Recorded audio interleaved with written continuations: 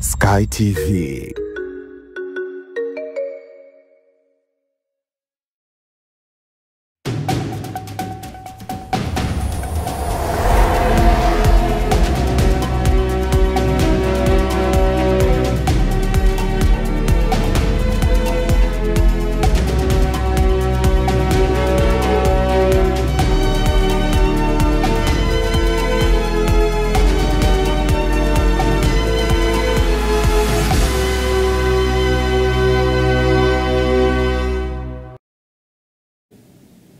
Kutoka Dodoma, Tanzania, hii ni Sky TV na habari kuu usiku huu. Rais Samia Suluhu Hassan ametoa wito kwa wakazi wa wilaya Maswa mkoani Simiyu kuendelea kulima pamba, huku akiwahakikishia soko la zao hilo lipo na viwanda vipo.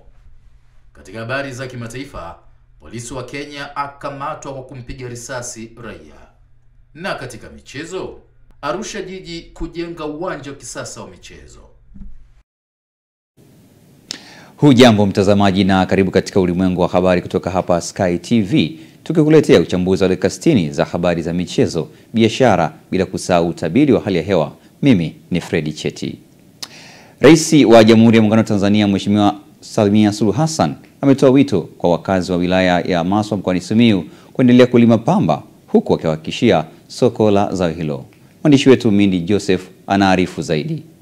Akizungumza na wananchi wa wilaya ya Maswa leo Juni 18, 2025 katika mkutano wa hadhara wakati akiendelea na ziara yake mkoani Simiyu, amesema wananchi wa mkoa huo wamekuwa wazalishaji wazuri wa pamba msimu wa kilimo 2024 na 2025. Katika hatua nyingine, Rais Samia amefungua kiwanda cha kuchakata pamba kilichopo wilaya ya Maswa mkoani Simiyu. Nilizindua kiwanda cha kuchambulia pamba mbegu cha Shri Rajendra Agro Industry. Ni kiwanda kikubwa cha shilingi bilioni 12 na milioni 400 na kina uwezo wa juu wa kupokea tani au kutengeneza tani 350 za pamba mbegu kila siku. Kiwanda hiki kitatoa ajira katika wilaya yetu, kitaongeza thamani ya pamba na kuhakikisha soko la pamba tunayoilima hapa katika wilaya yetu, kwamba pamba yote itakayolimwa kiwanda kile kina uwezo wa kununua, na hivyo kuhakikisha soko la pamba katika wilaya yetu. Hivyo tutakuwa na uhakika wa kupata bei nzuri ambayo serikali tutaisimamia. Niwapongeze sana wawekezaji hawa. Nimewaahidi kuwa tutaendelea kushirikiana nao na nimewakaribisha kupanua zaidi uwekezaji wao. Ni ndoto yetu kuona viwanda vingi zaidi vinatumia pamba yetu kuzalisha nyuzi, na mwelekeo ni mzuri sana. Ndugu wananchi, niwapongeze pia wana Maswa kwa kazi kubwa mnayoendelea kuifanya kujiletea maendeleo. Nimefurahi kupata taarifa kuwa mmekuwa wazalishaji wazuri sana wa pamba. Katika msimu huu wa kilimo 2024-2025, mkoa wa Simiyu umelenga kuzalisha tani 278,358 za pamba au pamba mbegu, ambapo hadi kufikia Januari 25 wakulima mkoani humu walikuwa wamelima hekta 212,882. Kwa hapa halmashauri ya Maswa tunatarajia kuvuna tani 60,438. Hivyo tuendelee kulima kwa wingi kwa sababu soko lipo, viwanda vipo. Naibu Waziri wa Nchi Ofisi ya Rais, Mipango na Uwekezaji, Stanislaus Nyongo, amesema katika sekta ya elimu wameendelea kujenga madarasa 38. Katika sekta ya elimu, Mheshimiwa Rais umetupa bilioni 1.7 mwaka huu tu kwa ajili ya kuendeleza kujenga madarasa 38 kwa ajili ya shule za msingi. Tumejenga nyumba za walimu, tumejenga vyoo zaidi ya vyoo 144. Mheshimiwa Rais, kwenye elimu ya sekondari umetupa bilioni 4.5. Tumejenga shule mpya 3. Shule ya sekondari Dakama, shule ya sekondari ya Stanislaus Nyongo, shule ya sekondari nyingine tumejenga Mwabaraturu. Kwa fedha zaidi kwa kila shule zaidi ya milioni 500 na kitu, na madarasa kwenye shule zingine, na mabweni shule ya Mwagala, mabweni shule ya Budekwa. Mheshimiwa Rais, zaidi ya bilioni 2.2 umetupatia kwenye elimu. Rais Daktari Samia Suluhu Hassan ameweka jiwe la msingi la ujenzi wa shule za sekondari Mwamapalala Amali leo Juni 18 kwa niaba ya shule 103 mpya za amali zilizojengwa nchini. Mindi Josefu, Sky TV. Asante sana Mindi Joseph kwa undani wa taarifa hiyo. Tuangazie taarifa nyingine. Waziri Mkuu Kassim Majaliwa ametoa wito kwa watafiti na wapangaji wa sera kuwekeza katika tafiti zenye tija kwa wananchi. Mwandishi wetu Virginia Paul anasimulia zaidi.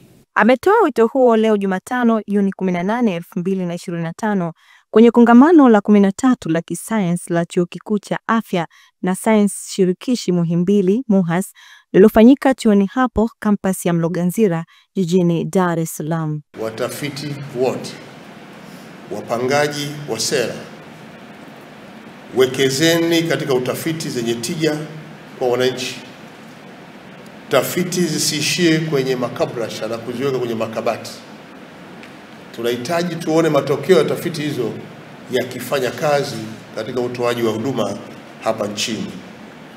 Tunataka tuone matokeo yake yanatumika kutengeneza sera na mipango ya utekelezaji ili kuleta mabadiliko halisi katika utoaji huduma kwenye sekta ya afya.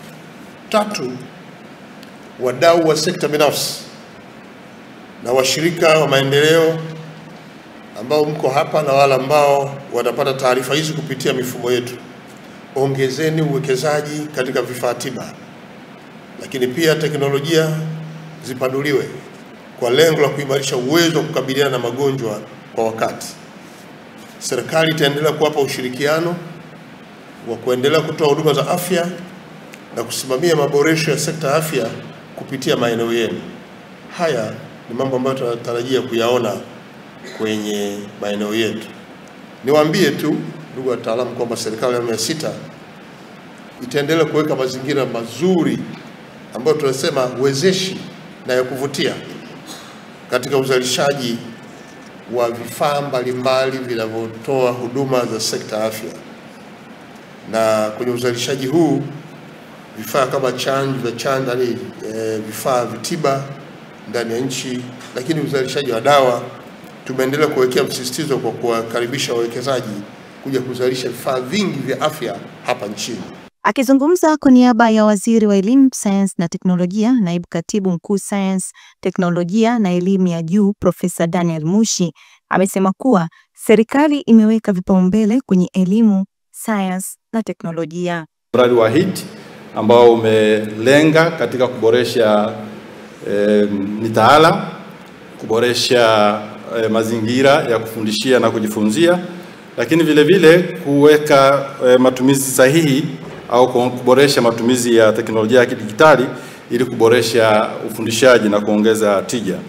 Lakini Mheshimiwa Waziri Mkuu, tumesikia pia kuna mradi huu mkubwa wa umahiri, yani Center of Excellence, katika mambo ya magonjwa ya moyo na mishipa ya damu, ambacho ni kituo cha umahiri cha Afrika ya Mashariki kwa ujumla wake.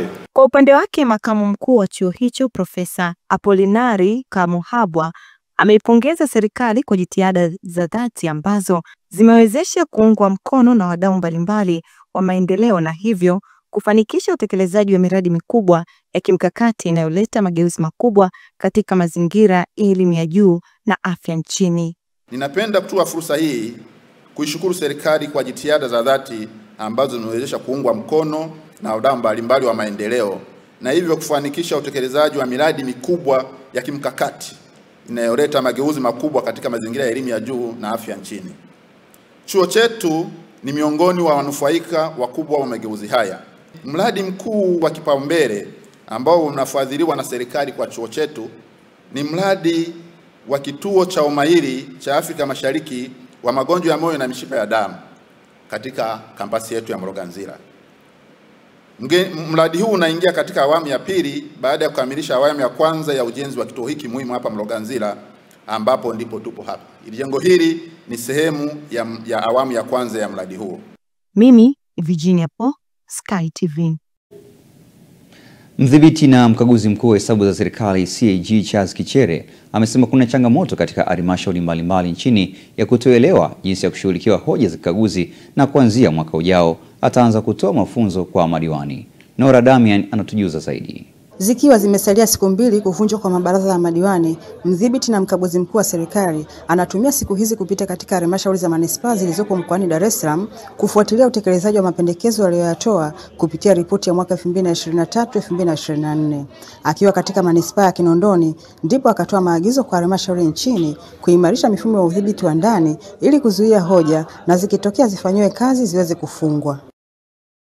Mwaka wa fedha wa 2023-2024 halmashauri ya manispaa ya Kinondoni ilipata hati inayoridhisha, hati safi. Niwapongeze. Huu ni mwendelezo wa hizo hati. Wito wangu ni mhakikishe kwamba kwanza ni kuzuia hoja. Muhimu zaidi ni kuweka mifumo ya udhibiti wa ndani kuzuia hoja. Na hoja ikitokea basi tutekeleze mapendekezo ya CAG ili iweze kufungwa. Kuna wakati watu wanakuwa hawaelewi ukaguzi unafanyikaje. Tukishatoa hoja, tunataka hatua za utekelezaji. CAG atafuta hoja kwa jibu la utekelezaji. Nimeona kuna gepu fulani ya kutoelewa vizuri jinsi ya kushughulikia taarifa za CAG hasa katika mabaraza ya madiwani. Nitaanza kufanya mafunzo hayo kwa waheshimiwa madiwani. Na nitaanzia mkoa wa Dar es Salaam. Tupo kwenye kikao hiki muhimu sana cha kupitia upya hizi hoja za CAG ambazo yeye ametoa maelezo mazuri. Na sisi hapa kwetu zipo nyingi pia, lakini nyingi mmezifunga na zingine nyingi zinaendelea pia kupatiwa majawabu. Msisitizo wangu ni kwamba mkazifunge hoja hizi. Lakini zaidi pia nami niwashukuru sana kwa namna ambavyo halmashauri mapato yake yanakuwa kila mwaka. Tuendelee kuwa na kasi zaidi ya kuweza kusanya mapato yetu. Naye meya wa manispaa ya Kinondoni, Songoro Mnyonge, amesema wataendelea kufanyia kazi hoja mbalimbali za CAG ili kuhakikisha manispaa hiyo inaendelea kupata hati safi. Na kwa kupokea ushauri wako umetuwezesha sisi madiwani kumaliza kipindi chetu kwa asilimia kubwa tukiwa salama, na tumefanikiwa kutekeleza miradi katika kata zetu 20, lakini na mitaa 106 inayounda halmashauri yetu ya manispaa ya Kinondoni. Binafsi najivunia mafanikio makubwa yanayopatikana katika manispaa ya Kinondoni. Haya mafanikio yapo kwenye kila sekta, lakini hata ukusanyaji wa mapato tumeona ukiongezeka siku hadi siku. Basi tuendelee kufanya kazi zaidi na zaidi kuhakikisha mapato yanapanda zaidi, kwa sababu fursa hizo zipo, na kutengeneza miradi mingi ya kimkakati. Kutoka Dar es Salaam, Nora Damian, Sky TV. Mtazamaji, unatazama ulimwengu wa habari kutoka hapa Sky TV. Tulionayo usiku huu ni pamoja na Chama cha Mapinduzi CCM kimetangaza kuwa swala la katiba mpya litashughulikiwa mara tu baada ya kumalizika kwa uchaguzi mkuu. Karibu tena mtazamaji, tuendelee na taarifa yetu ya habari kutoka hapa Sky TV. Mimi ni Fredi Cheti. Chama cha Mapinduzi CCM kimetangaza kuwa swala la katiba mpya litashughulikiwa mara tu baada ya kumalizika kwa uchaguzi mkuu unaotarajiwa kufanyika Oktoba mwaka huu. Michael Bundala ana taarifa kamili. Makamu mwenyekiti wa Chama cha Mapinduzi CCM Bara, Steven Wasira, wakati akizungumza na wananchi pamoja na wafuasi wa chama hicho katika mamlaka ya mji mdogo wa Katoro mkoani Geita, amesema suala la katiba mpya litashughulikiwa pale tu uchaguzi mkuu ujao utakapokamilika. Wasira amesema suala la katiba mpya limewekwa katika ilani ya Chama cha Mapinduzi CCM na litatekelezwa baada ya kumalizika kwa uchaguzi. Wabunge wangekuwa hapa mkoa mashahidi, waliunda sheria 3. Kwa mara ya kwanza tume ya uchaguzi ina sheria ya pekee yake. Walipewa nafasi. Sheria ya uchaguzi ya serikali za mitaa ilifutwa. Sheria ya uchaguzi ya mwaka 85 ilifutwa. Badala yake zimeundwa sheria mpya. Zinawapa wa uhuru, zinaunda tume huru. Wakasema hawataki wakurugenzi wasimamie, wameondolewa katika zile sheria. Yote yamefanyika. Lakini kama kawaida wanasema no reform, na election. Sasa reformu ipi? Maana reformu ni sheria. Huwezi kuandika sheria ya kumpendezesha kila mtu nyumbani kwake. Sheria ya nchi itakuchukua kidogo kwako, itachukua kwa wengine. Sasa hayo ndiyo yanayoendelea. Lakini rais alikubali kwamba sheria zitungwe na zikatungwa. Rais alikubali mapendekezo ya kwamba uchaguzi na mambo ya katiba yajadiliwe baada ya uchaguzi. Ilani ya Chama cha Mapinduzi tuliyoipitisha Dodoma juzi imesema tukimaliza uchaguzi tunakamilisha jambo la katiba. Nao baadhi ya wananchi katika mamlaka ya mji mdogo wa Katoro wametoa kero mbalimbali ikiwemo swala la changamoto za watu wenye ulemavu. Naitwa Kurwa Vincent Mnyirija. Nimetokea kata ya Nyachiroroma.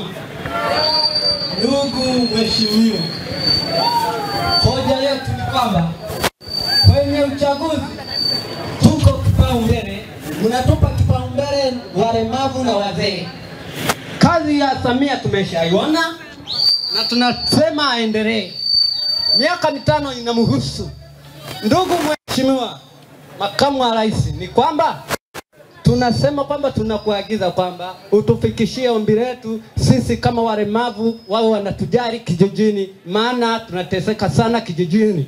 Kaka wangu huyo aenda mwambie mama Samia, wajane tuko wengi, aje kutusaidia wakina mama. Mikopo inapokuja inaishia kwa wajanja. Wakina mama machimba yametumalizia wanaume, hatuna la kufanya. Tulikuwa tunaomba, tuko chini yenu, muweze kutusaidia na sisi ni watu.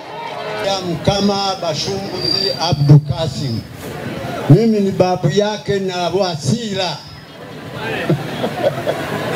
Sasa naomba ni mtume kwamba kwa Katoro kama Katoro yote aliyoyafanya Samia tumeyaona, lakini tumekaa kwenye mamlaka ya mji kipindi kirefu sana.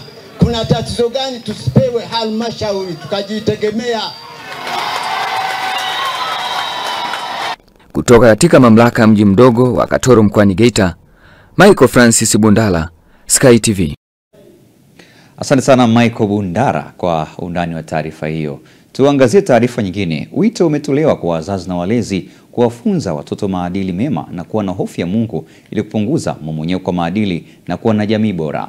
Wito huo umetolewa na leo na mganga mkuu wa wilaya ya Temeke Dr. Jonas Lulandala wakati wa maadhimisho ya siku ya mtoto Afrika yaliyofanyika katika shule ya Longkwan wilaya ya Temeke. Hawa watoto wanahitaji kulelewa na sisi ndio jukumu letu kuwalea. Kwa mimi natoa mwito shirikiane tuweze kuwasaidia watoto hawa, tuwalee waje kuwa na faida nzuri kwa taifa letu. Na zaidi tumeendelea kuwasisitiza kumcha Mwenyezi Mungu ili waweze kuwa na maadili mema katika nchi yetu, lakini pia tumewafundisha zaidi kutambua haki zao kama watoto, lakini pia na sisi kama walezi wajibu wetu ni nini, na wao pia kama watoto wajibu wao ni nini. Wazazi tuendelee kusimama katika nafasi yetu ya kuwalea watoto. Kuna kutunza, maana kuwapa tu mahitaji, lakini kuwalea maana unamwandaa mtoto wa aina gani. Maadili ndio hili ambao tumelisema sasa. Kwanza waweze kumtii Mwenyezi Mungu, wamtambue Mwenyezi Mungu. Wakishalijua hilo, mambo mengine yanawezekana. Kuna changamoto nyingi ambazo tunakutana nazo kwenye makao. Tulikuwa tunaomba pia serikali na wadau wengine kama hawa wajitokeze, kwani sasa hivi mnajua kwamba kuna wimbi kubwa sana la watoto, pia tuseme watoto mitaani, watoto wenye mazingira hatarishi, na ni wengi. Kwa hiyo naomba serikali na wadau mbalimbali watupitie kwenye makao na kutoa chochote kitu, kwa sababu wengine wanakuja ni wadogo sana, wengine wanakuja tayari, yani hali sio nzuri. Tunahakikisha tunawafikia watoto wote ambao wako kwenye mazingira ambayo kwao ni magumu, kwa kuhakikisha kwamba tunawasomesha.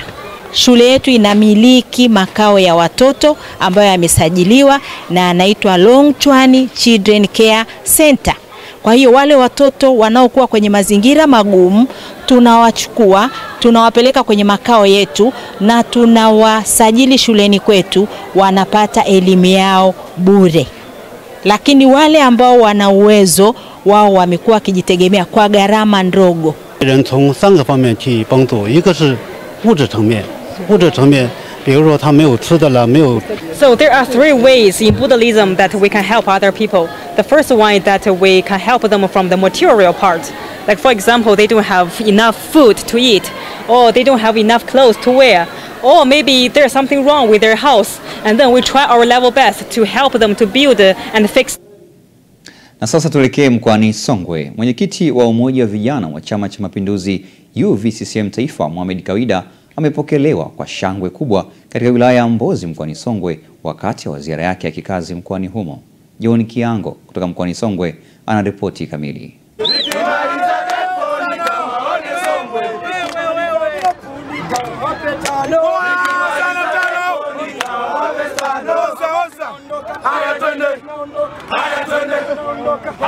Mwenyekiti wa Umoja wa Vijana wa Chama cha Mapinduzi UVCCM Taifa, Mohamed Kawaida, amepokelewa kwa shangwe kubwa katika wilaya ya Mbozi mkoani Songwe wakati wa ziara yake ya kikazi mkoani humo. Akihutubia katika mkutano wa hadhara, Kawaida amesema kuwa ziara yake hiyo ya siku 7 katika mikoa ya Katavi, Rukwa na Songwe imekuwa na mafanikio makubwa, lakini mapokezi makubwa zaidi ameyapokea katika wilaya ya Mbozi. Ziara yetu ya kamati ya utekelezaji ilianzia mkoa wa Katavi, tukaenda mkoa wa Rukwa, na leo tunamalizia katika mkoa wa Songwe, wilaya ya Mbozi. Na ziara yetu hii tuliita jina kwa siku 7 za kibabe, ambapo siku zetu 7 za kibabe, siku 3 za kibabe tulianzia ndani ya mkoa wa Katavi, siku 2 tukaenda Rukwa, na 2 tukimalizia katika mkoa huu wa Songwe, wilaya hii ya Mbozi. Nataka nikuhakikishie ndugu mwenyekiti, hatukukosea wala hatukufanya makosa. Ziara yetu hii siku 2 za kibabe za kuzimalizia kuziweka ndani ya mkoa wa Songwe, lakini hatukumalizia kusema siku 1 yetu ya kibabe tumalizie ndani ya wilaya hii ya Mbozi, kwa sababu Mbozi tumemaliza. Katika hotuba yake, Kawaida aliwahimiza vijana kuchangamkia fursa za kiuchumi, hususan kupitia mikopo inayotolewa na halmashauri kwa vikundi, akisema mikopo hiyo ni njia muhimu ya kujikwamua kiuchumi. Chama cha Mapinduzi kinatambua juu ya uwepo na changamoto ya ajira, na ndugu zetu hii sana huwa wanakuja wanazungumza. Nataka nikwambieni changamoto ya ajira sio ya Tanzania, ni ya dunia nzima. Lakini serikali ya Chama cha Mapinduzi na Chama cha Mapinduzi wenyewe hatuna uhalali wa kukataa au wa kubisha au wa kutafuta ufumbuzi wa changamoto hiyo. Na ndio maana kwa makusudi nilivyoingia mkoa wa Songwe na wilaya ya Mbozi, nimethubutu kwenda kutembelea vikundi mbalimbali vya vijana vilivyofaidika na 10% ambayo iliwekwa na serikali ya Chama cha Mapinduzi. Yenye lengo gani? Yenye lengo la kuwapa fedha vijana ambao hawana ajira ili waweze wakajikimu na kufungua biashara mbalimbali. Wa kilimo ende akalime, lakini wa biashara ende akafanye biashara. Lakini kama hiyo haitoshi, Daktari Samia amekuja na mbinu nyingine mpya. Yeye ametenga 30% kupitia miradi inayotekelezwa katika halmashauri, ambapo 30% hizi zinakwenda kwa vijana, akina mama na watu wenye mahitaji maalum. Na unapozungumzia swala zima la ajira, unazungumzia ajira kwa vijana, ndio wanaohitaji ajira. Ndio maana 30% ameziweka kwa makundi haya matatu. Aidha, Kawaida aligusia suala la uchaguzi unaotarajiwa kufanyika 2025, akiwataka wananchi hususan vijana kujitokeza kwa wingi kushiriki uchaguzi huo. Mfumo wa vyama vingi hivyo tutafanyaje? Tukakubaliana tuitishe uchaguzi kila baada ya miaka 5. Na uchaguzi wa mwisho yote mnakumbuka tulifanya mwaka 2020. Maana yake mwaka 2025 tunataka hatutaki, CCM tunapaswa lazima tufanye uchaguzi. Na tusipofanya uchaguzi, maana yake taifa letu halitokuwa na viongozi. Na tusipofanya uchaguzi, maana yake tumekanyaga katiba ya Jamhuri ya Muungano wa Tanzania. Na kuna ndugu zetu wao ni wazuri wa kutukumbusha juu ya katiba, na ni wazuri wa kutukumbusha kwamba hakuna mtu aliyekuwa juu ya katiba. Sasa leo na mimi nataka niwakumbusheni kwamba hakuna aliyekuwa juu ya katiba. Katiba inatutaka tufanye uchaguzi. Nikiripoti kutoka mkoani Songwe, mimi John Kiango, Sky TV. Na CAG ametaka kujibiwa hoja za kutokamilika kwa miradi ya maendeleo yenye thamani ya zaidi ya shilingi milioni 300 wilayani Rungwe. Taarifa ya Upendo Kibetile kutoka mkoani Mbeya inatujuza zaidi. Akizungumza katika kikao cha baraza maalumu la madiwani la hoja zinazotakiwa kujibiwa na halmashauri ya wilaya ya Rungwe, mkaguzi mkuu wa nje hesabu za serikali Mikaeli Maganga ametaka kupewa sababu ya miradi hiyo kuchelewa kukamilika. Ya nyuma ya maendeleo ambayo haijakamilika kwa muda mrefu yenye thamani ya milioni 393. Mpaka tunafanya uhakiki, kuna miradi miwili. Mheshimiwa Mkuu wa Mkoa, kuna miradi miwili toka mwaka 2010 mpaka leo haijakamilika. Shule ya sekondari Buyaga na shule ya msingi Idweli na zanati ya Simike. Sasa kwa nini hii miradi ikamiliki ya muda mrefu toka 2010? Akijibu baadhi ya hoja, afisa mipango halmashauri ya wilaya ya Rungwe Belton Galogu amesema wamejipanga kukamilisha miradi hiyo, ambapo kwa mwaka huu tayari wamepeleka milioni 48. Tumejipanga kuhakikisha kwamba miradi hii inakamilika, ambapo kwa mwaka huu tumepeleka jumla ya shilingi milioni 48 kwa ajili ya ukamilishaji wa miradi hiyo. Hii ya Isimike ambayo nasema CAG na yenyewe imekamilika. Kwa hiyo tunamkaribisha ili aje aende ajiridhishe na baadaye aweze kuondoa sehemu hiyo ya Isimike. Maeneo ambayo yamebaki, miradi mingine iliyobaki kwenye orodha hiyo miradi yote imebaki Idweli shule ya msingi, Buliaga sekondari ambayo ni Bwala, ambapo Mheshimiwa Mkuu wa Mkoa kwa mwaka ujao tunahakikisha kwamba miradi yote hiyo inakamilika, tumeweka kwenye bajeti yetu. Kwa upande wake Mkuu wa Mkoa wa Mbeya Dr. Juma Omera akatoa maagizo kwa viongozi kuhakikisha hoja hizo zinafutwa mapema, huku Maganga akitaka halmashauri kutoa sababu za kutochukua taarifa nyingine kutoka TRA.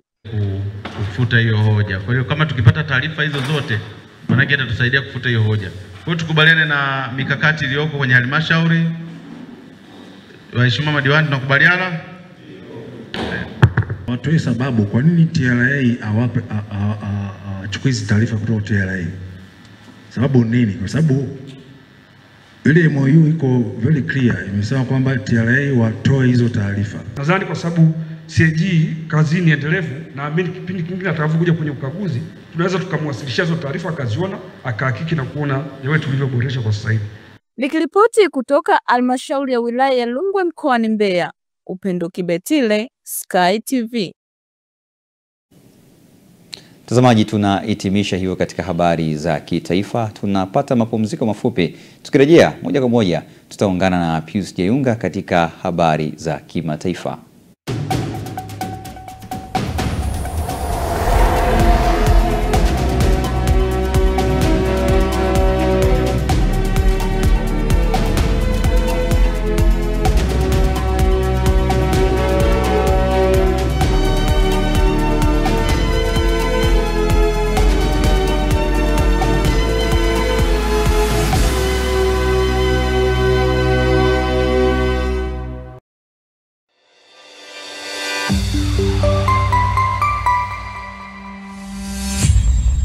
Sky TV.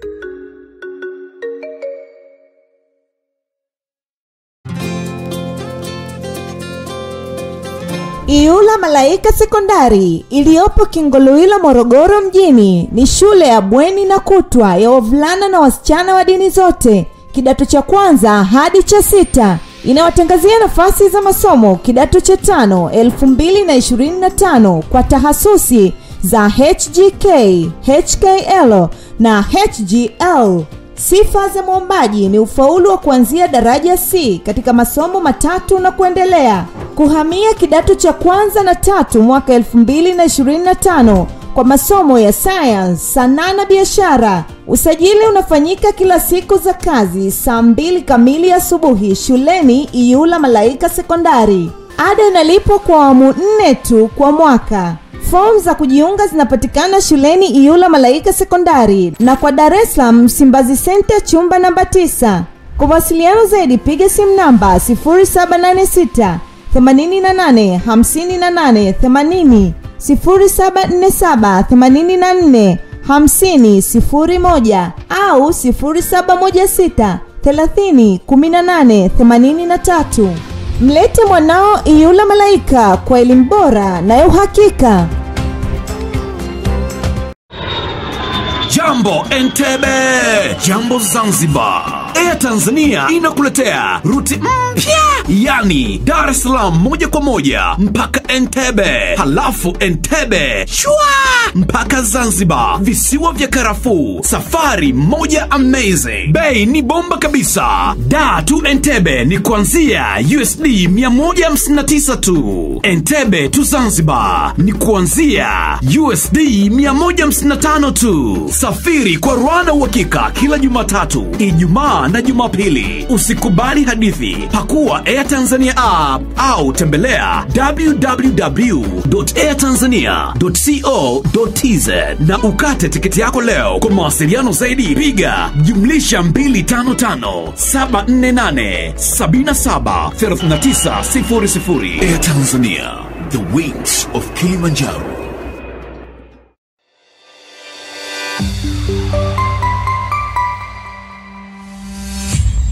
Sky TV.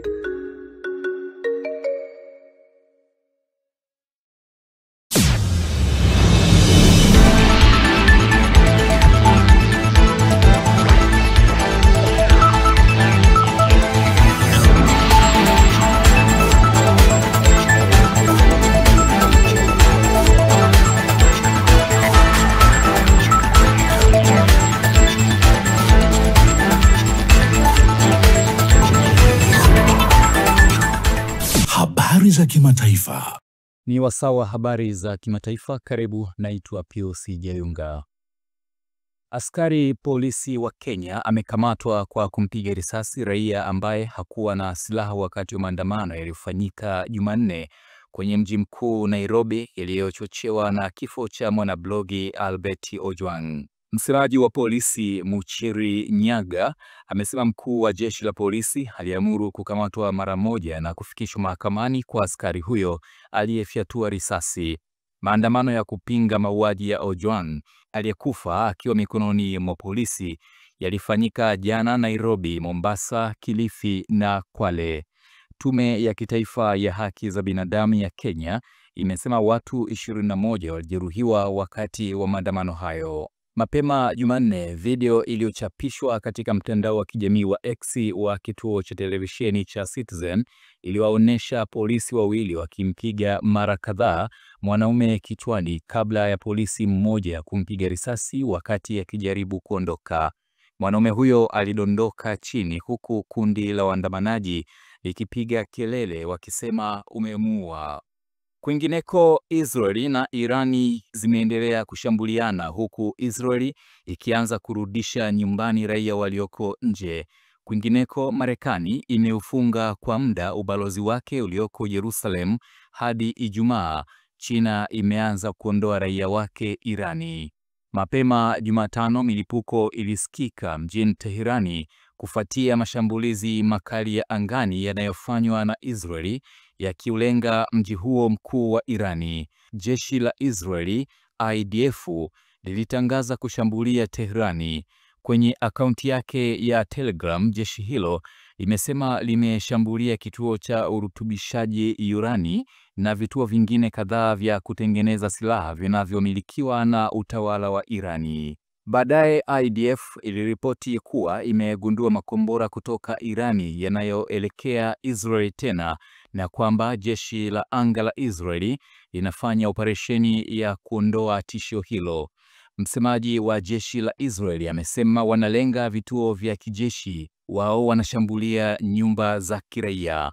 Mapema Jumatano, msemaji wa Wizara ya Mambo ya Nje wa Irani, Ismaili Bagai, alihojiwa na kituo cha televisheni cha Al Jazeera, ametoa tahadhari kwamba uingiliaji wa Marekani katika mashambulizi yanayoendelea ya Israeli dhidi ya nchi yake unaweza kuchochea vita kamili.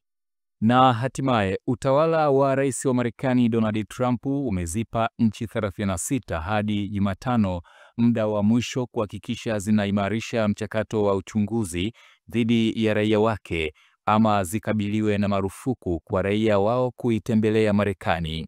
Taarifa ya kidiplomasia iliyotumwa na Wizara ya Mambo ya Nje mwishoni mwa wiki iliyopita inazitaka balozi na balozi ndogo katika nchi 36, nyingi zikiwa za Afrika, kuchunguza nia ya nchi zao katika kuimarisha nyaraka za kusafiria za raia wao na kuchukua hatua za kushughulikia hali ya raia wao ambao wako Marekani kinyume cha sheria ifikapo siku ya Jumatano.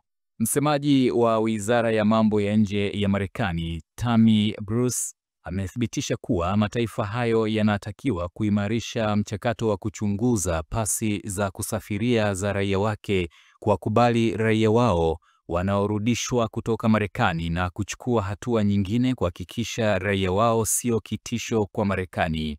Nchi hizo 36 zilizoko kwenye tangazo hilo ni pamoja na Angola, Antigua na Barbuda, Benini, Butani, Burkina Faso, Cambodia, Cameroon, Cape Verde, Jamhuri ya Kidemokrasia ya Kongo, Djibouti, Dominica, Ethiopia, Misri, Gabon, Gambia na Ghana.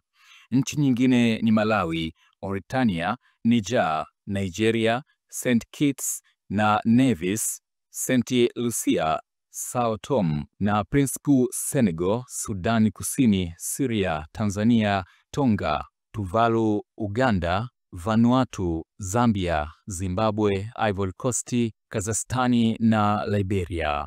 Mwisho wa habari za kimataifa. Mimi ni Pius Jayunga.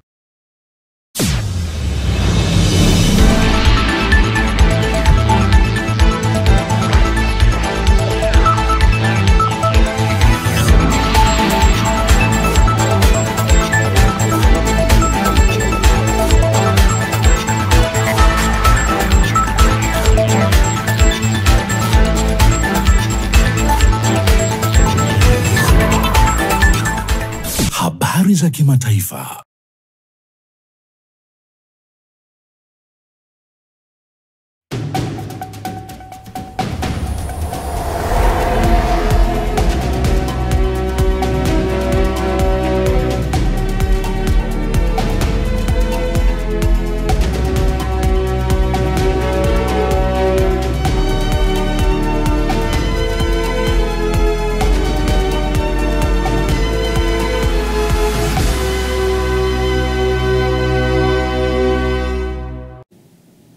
Na mtazamaji, bado unatazama ulimwengu wa habari kutoka hapa Sky TV, na sasa ni wasaa wa kwenda viwanjani kutazama habari za michezo na burudani, ambapo punde tutaungana na mwanamichezo wetu Lai Saidi.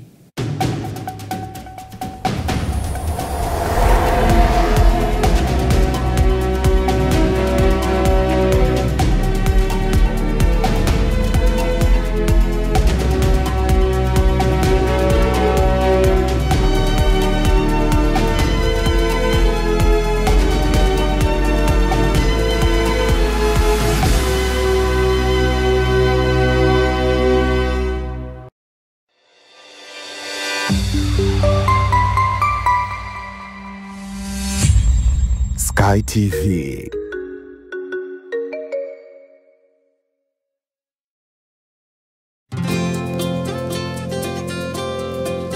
Iyula Malaika Sekondari iliyopo Kingoluila, Morogoro mjini ni shule ya bweni na kutwa ya wavulana na wasichana wa dini zote, kidato cha kwanza hadi cha 6. Inawatangazia nafasi za masomo kidato cha 5 2025 kwa tahasusi za HGK, HKL na HGL. Sifa za mwombaji ni ufaulu wa kuanzia daraja C katika masomo matatu na kuendelea. Kuhamia kidato cha kwanza na 3 mwaka 2025 kwa masomo ya science, sanaa na biashara. Usajili unafanyika kila siku za kazi saa 2 kamili asubuhi shuleni Iyula Malaika Sekondari. Ada inalipwa kwa awamu 4 tu kwa mwaka. Form za kujiunga zinapatikana shuleni Iyula Malaika Sekondari na kwa Dar es Salaam Msimbazi Center chumba namba 9. Kwa wasiliano zaidi piga simu namba 0786 88 58 80 0747 84 50 01 au 0716 30 18 83. Mlete mwanao Iyula Malaika kwa elimu bora na ya uhakika.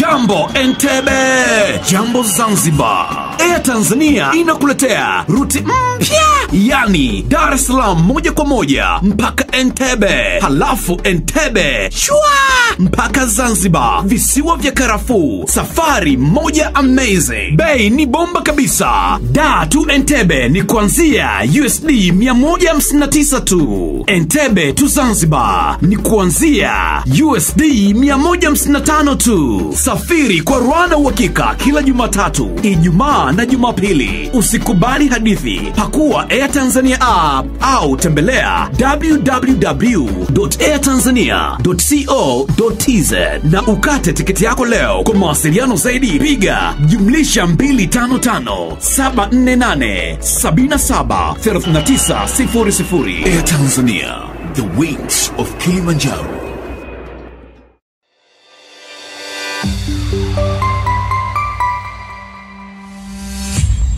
Sky TV.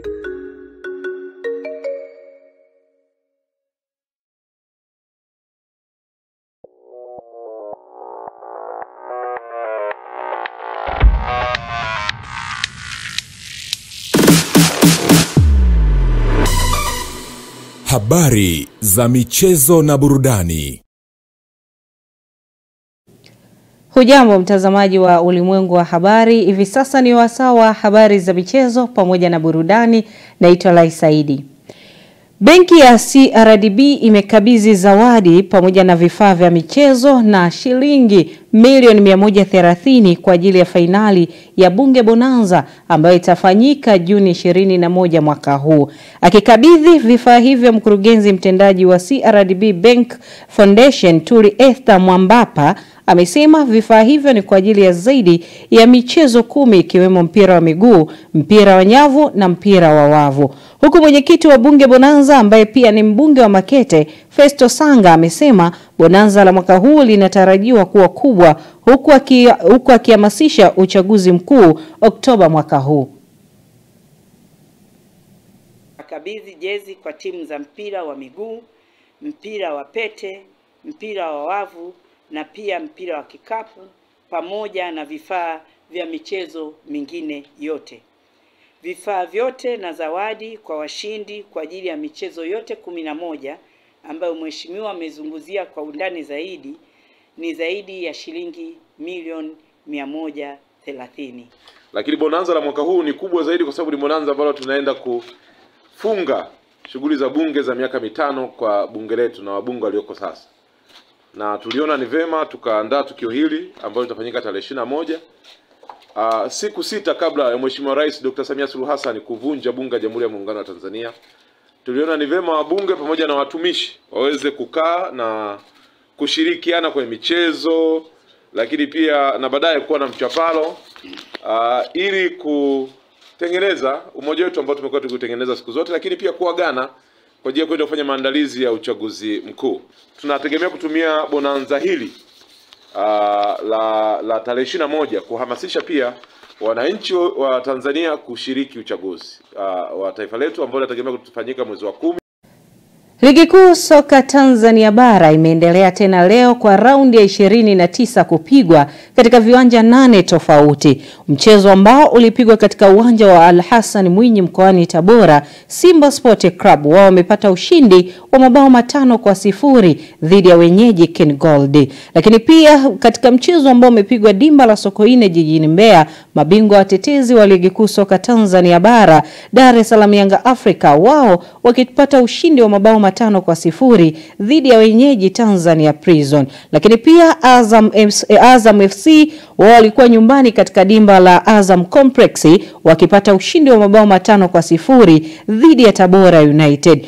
Michezo mingine, Dodoma Jiji wakiwa hapa nyumbani wao wamepoteza kwa mabao 2-1 dhidi ya Singida Black Stars, huku katika mchezo ambao umepigwa katika dimba la CCM Kirumba jijini Mwanza, Pamba Jiji wameondoka na ushindi wa bao 1-0 dhidi ya Mafande JKT Tanzania. Mchezo mwingine ulikuwa ni katika uwanja wa Lake Tanganyika mkoani Kigoma, ambapo Mashujaa FC wameenda sare ya kufungana bao 1-1 dhidi ya KMC. Mchezo ambao ulipigwa katika dimba la CCM Mchezo ambao umepigwa katika dimba la Mkwakwani jijini Tanga umekwenda kushuhudiwa Wanamangushi Coastal Union wakipata ushindi wa bao 1-0 dhidi ya Fountain Gate FC. Na tuelekee taarifa nyingine, ambapo halmashauri ya jiji la Arusha chini ya mkurugenzi wake John Kayombo imeingia mkataba na kampuni ya ujenzi ya Construction Company kujenga uwanja ambao ni wa kisasa wenye uwezo wa kubeba watu 8,000 hadi 10,000 wakiwa wameketi. Uwanja unajengwa eneo la Bondeni City na utakamilika kabla ya michuano ya AFCON ya mwaka 2027. Rais wa shirikisho la mpira wa miguu nchini TFF Wallace Karia akiongea na wadau wa soka na viongozi wa serikali jijini Arusha. Hii ilikuwa ni kwenye hafla ya kusaini mikataba miwili ya soko la machinga, lakini pia uwanja wa michezo, ambapo amesema umuhimu wa kuwepo kwa viwanja vingi vya michezo ambavyo ndio kitovu cha mpira hapa nchini. Idea ya kuleta mojawapo ya kituo cha AFCON 2027 kuwa hapa imechangiwa sana na mstahiki meya. Mimi niseme tu, mimi ni rais wa shirikisho, yeye ni mwanariadha, lakini ameusaidia sana mpira kwa hapa Arusha. Mheshimiwa mkuu wa mkoa, kabla hujakuja Arusha, yeye ndo alianza na kutengeneza zile dressing room, lakini zilisimama kwa sababu alikuwa hakupata support. Nilivyokuja kwako kuripoti, ukaongeza nguvu, ndo zikafanyika zile. Kwa hiyo mimi namheshimu sana, lakini pia aliahidi atanipa eneo hapa ili nitengeneze kitu kama cha Tanga au Kigamboni. Najua hayo yatakuja baadaye. Amani, Mheshimiwa mkuu wa mkoa kama alivyozungumza, tulikuwa wote Dar es Salaam na ofisi ya mkuu wa mkoa iko karibu na makao makuu ya TFF. Kwa hiyo mara nyingi nilikuwa naenda kwake kwa shida. Dar es Salaam kuna tabu kidogo pale. Baadaye nikaona nisaidie kwa hamasa kwa ajili ya kuqualify kwa AFCON. Wakati tunazungumza hayo mambo mengine ya AFCON, nikamuonyesha pale makao makuu yetu kwamba mimi nataka niwekeze hela ambazo napata kutoka FIFA, kwamba nyingine napeleka Tanga na nyingine naboresha pale makao makuu. Akaniambia, President, hapana, hii sehemu ni eneo la biashara, wazungu wanasema prime area, usije ukafanya jambo lolote, uwekezaji ni mdogo sana. Tuelekee kimataifa, ambapo ushindi wa bao 1-0 ulioupata ingineko ni kuhusiana na ligi kuu ya soka nchini Uingereza maarufu dhidi ya FC Bournemouth. Manchester United itacheza mechi ya kwanza ikiwa Old Trafford dhidi ya washika mitutu wa London Arsenal the Gunners, wakati Agosti 17 ambayo itakuwa ni siku ya Jumapili ya wiki ya kwanza ya kuanza kwa msimu mpya wa ligi hiyo. Lakini pia michezo mingine ambayo itapigwa mwezi Agosti ni pamoja na Aston Villa wao watacheza dhidi ya Newcastle United, Brighton dhidi ya Fulham, Nottingham Forest dhidi ya Brentford, wakati Sunderland dhidi ya West Ham United, Tottenham Hotspur dhidi ya Burnley, Wolverhampton Wanderers wao watakipiga dhidi ya Manchester City. Tuelekee kuitazama ligi kuu ya kikapu nchini Marekani kwa upande wa wanawake, ambapo timu ya Indiana Fever inashiriki ligi ya mpira wa kikapu nchini Marekani kwa upande wa wanawake, wamefanikiwa kutinga fainali ya WNBA, lakini pia hii inakuwa ni mara ya kwanza kwa timu hiyo na wameingia fainali mara baada ya kuongoza ukanda wa Mashariki kwa kushinda michezo 4 na kupoteza mchezo mmoja tu. Ni fainali yao ya kwanza tangu mashindano yalipoanza rasmi mwaka 2021. Na katika fainali hiyo itakayopigwa tarehe 1 mwezi Julai mwaka huu, Indiana Fever watacheza dhidi ya bingwa mtetezi Minnesota Lynx ambaye msimu huu ameongoza ukanda wa Magharibi kwa kushinda michezo 5 na kupoteza mchezo mmoja. Mtazamaji, taarifa hiyo inatufikisha tamati ya habari za michezo. Naitwa Lai Saidi, ni kurejeshe kwake Fred Cheti aweze kutamatisha ulimwengu wa habari.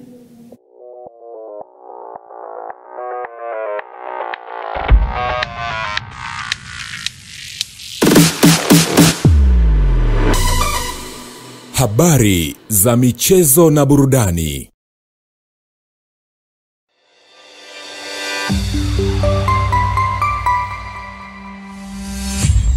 Sky TV.